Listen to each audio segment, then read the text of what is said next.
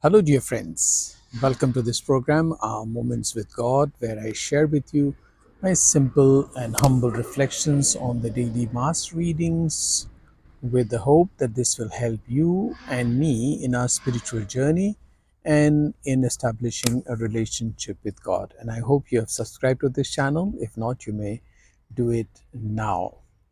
Thank you.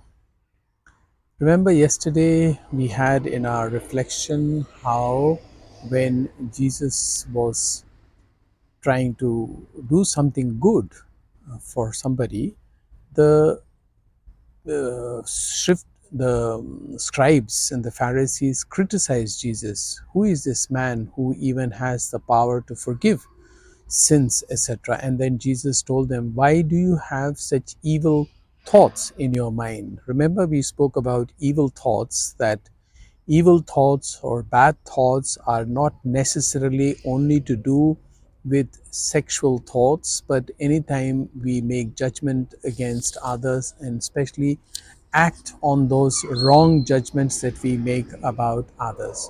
Today, the gospel goes further, and I find there are two very interesting points in the gospel. I'll just read to you. Gospel again is from Matthew chapter 9, verses 9 to 13, where Jesus says, as Jesus passed by, he saw a man named Matthew sitting at the customs post. He said to him, follow me. And he got up and followed him. While he was at table in his house, many tax collectors and sinners came and sat with Jesus and his disciples.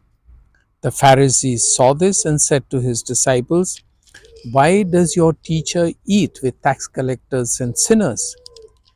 He heard this and said, those who are well do not need a physician, but the sick do. Go and learn the meaning of the words, I desire mercy, not sacrifice. I did not come to call the righteous, but sinners. Again, you see, yesterday he had forgiven the sins of somebody and healed him. And today he calls another sinner. Actually, yeah, I am presuming and taking freedom to call Matthew, whom he called the tax collector, a sinner.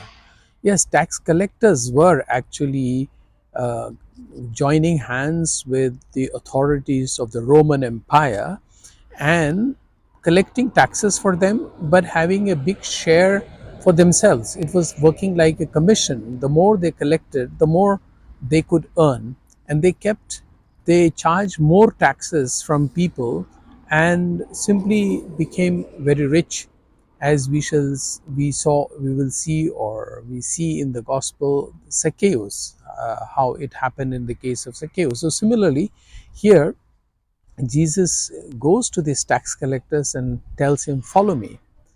And what is amazing is that Matthew does not have any question. He does not have a second thinking. He does not question. He just gets up and starts following him. Isn't that strange in a way, that a man who is holding such an important post, who is so much to do with money and who collects the taxes, suddenly leaves everything and follows Jesus? Very important to think about it. How powerful and strong words, the words of Jesus, or how loving was his invitation to Matthew, that Matthew just had no choice. Jesus's love was so overwhelming that Matthew just left everything and followed him. Very good. The next thing happens then when Jesus goes with him to eat at his place, where there are more tax collectors and sinners. And the Pharisees were like, priests of our modern time, I must say, priests and bishops, maybe even sisters, who pretend a lot of time to be holy. And I can say for myself that I had been like that. I am realizing more and more before God what a great sinner I am and how much of God's mercy I need, as we see also in the gospel today. So Pharisees were this kind of, I'm not saying about all, but Pharisees were this kind or people who are always judging others, like in yesterday's gospel we saw. So they judged and they judged Jesus and asked his disciples, how is it that your master is sitting with sinners and having a good time with sinners? Of course, it has a very deep theological as well as personal meaning for people, and one can make a long sermon or a long talk on this very concept of how Jesus is expressing actually God's love for everyone, but more particularly for the weak, the poor, the poor, not only materially weak and poor, but also spiritually weak and poor. For those who are considered by society as sinners, that God goes out to them and to embrace them and to invite them in his fold. And therefore, Jesus is happily sitting with these so called sinners and tax collectors and those who consider themselves holy people, good people. They do not want to associate and they are questioning disciples of Jesus. How come your master is associating with sinners? This happens also with us. We generally don't want to associate with drunkards, with prostitutes, with sinners, with people who have bad name in society. We try to close our doors to people who come to beg or who come to ask for help, uh, anything. Anybody who is unsocial elements, we try to shun them away. But Jesus' approach is just the opposite. This is the kingdom of God, where everyone is accepted, where everyone is treated equally.